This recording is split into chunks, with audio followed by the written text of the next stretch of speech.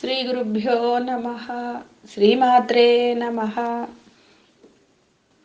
త్వయా హృత్వా వామం వపుః అపరితృప్తేన మనసా శరీరార్థం శంభోః అపరమపి శంకే హృతం అభూత్ యదేతత్వద్రూపం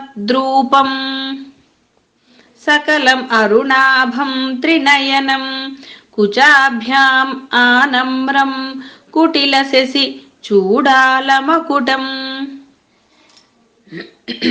ఈ మూడో లైన్లో ఎదే తత్వత్ రూపం, తత్వత్ రూపం విడదీస్తే ఎదే తత్వత్ రూపం.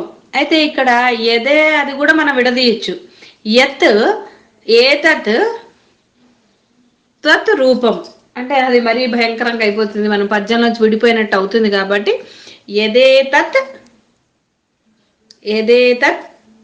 త్వత్ రూపం, యదే తత్వత్ రూపం, యదే తత్వత్ రూపం అనండి. అప్పుడు రెండిట్లో కలిసిపోతుంది, పద్యంలో కలుస్తుంది.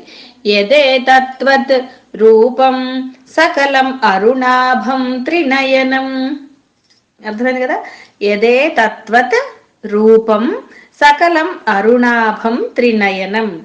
యదే తత్వత్ రూపం సకలం అరుణాభం త్రినయనం. చాలా మంచి శ్లోకం అన్నమాట, చాలా బాగుంటుంది. అమ్మవారు ఇప్పుడు అర్ధనారీశ్వర రూపం అనమాట ఇక్కడ మనం భావించవలసింది. అమ్మ ఏం చేసి సగం రూపం ఆయన ఇచ్చాడు, శివుడు ఏం చేశాడు సగభాగం ఇచ్చేశాడు ఆవిడికి. ఇస్తే ఆవిడికి తృప్తి పొందలేదుట. సగభాగం అంటే భర్తలో సగభాగం కాదు, పూర్తిగా ఆక్రమించుకుందా అనుకుందిట ఆవిడ. ఎందుకని అలా అనిపించిందిట?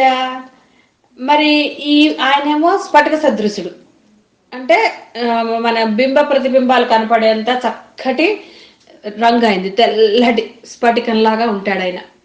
అమ్మగారేమో అరుణారుడు. ఆ అరుణవర్ణం ఏమైపోయింది, స్ఫటికంలో ప్రతిఫలిస్తుంది కదా.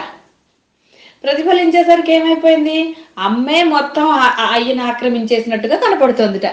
అంటే ఒక ఆ భక్తుడి హృదయం చూడండి ఎలాగ భావన చేస్తుందో, అంటే బాగా మధురమైన భావన అన్నమాట. ఎంత ఆరాధిస్తే ఆ రూపాన్ని భావించగలుగుతాడు. అమ్మా నువ్వు తృప్తి పొందలేదు,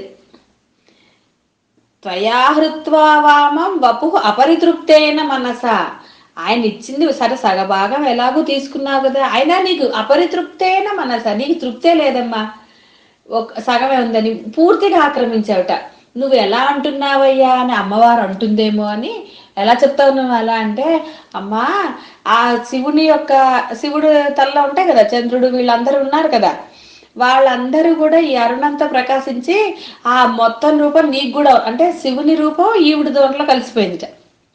ఒట్టిగా ఆభరణాలు అంటే ఈవిడికి ఉన్నాయి, నెలవంక ఇవన్నీ లేవా, ఈవిడికి త్రినయనం ఉంది, అన్నీ ఉన్నాయి కదా, నువ్వే ఆక్రమించా అరుణవర్ణంలోనే కనపడుతున్నాయి కదమ్మా అవి. మరి అంటే నువ్వే కదా, మరి అమ్మ యొక్క శరీర భాగాలు ఈయనలో కనపడినప్పుడు ఏమంటారు, మొత్తం అమ్మాయి ఉందని అంటారు కదా. అదనమాట. అంటే ఒక భక్తుడు అమ్మతో చనువుగా అంటున్నది అనమాట, ప్రేమపూర్వకంగా ఆరాధన పూర్వకంగా అంటున్నారు. అమ్మ నువ్వు దొంగిలించేసావు మా స్వామి ఇదని.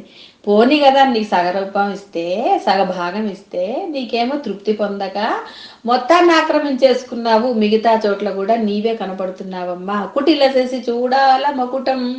ఆయన మకుటంలాగా ఉన్నాడు కదా కిరీటంలో, కుటిలశశి అన్నారు. కుటిలశశి అంటే అర్థం అక్కడ దొంగ చంద్రుడు అని కాకుండా అది మనకి అష్టమి నాటి చంద్రుడు కదా, అందుకని పూర్తి చంద్రుడు కాదు కదా, అదనమాట అని ఆ విధంగా చెప్పారనమాట. అమ్మ యొక్క ఇక్కడ అర్ధనారీశ్వర తత్వం చెప్పారు మనకి.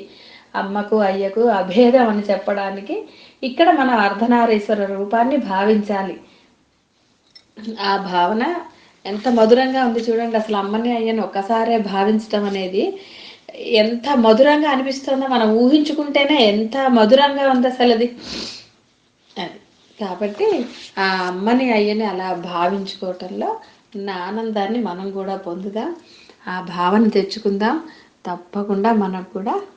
సరే, ఇందులో మీకు ఒక లౌకికంది అంటే ఇది ఋషులు తర్వాత వాళ్ళు చెప్పింది కాబట్టి ఏమిటో రుణాలు ఉంటే కనుక ఈ శ్లోకాన్ని కనుక మనం చేసుకోగలిగితే రుణాలు తీరుతాయిట. అది లౌకికంగా కూడా తప్పేం లేదుగా. అయితే ఇక్కడ మీరు భావనతో చేసినప్పుడు దాని యొక్క ఏమన్నా ఫలితము అనేది లౌకికమైన ఫలితాన్ని వదిలేసినా కూడా ఆ మధురమైన భావం మనసంతా నిండిపోతుంది మనకి.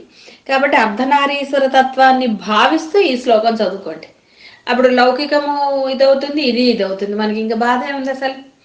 ఆ విధంగా మనం ఆ అమ్మని అయ్యని అర్ధనారీశ్వర తత్వంతో ప్రార్థన చేద్దాం, శుభాలు పొందుదాం. శుభం భూయాత్. సర్వం శ్రీ మాతృచరణారవిందార్పణమస్తు.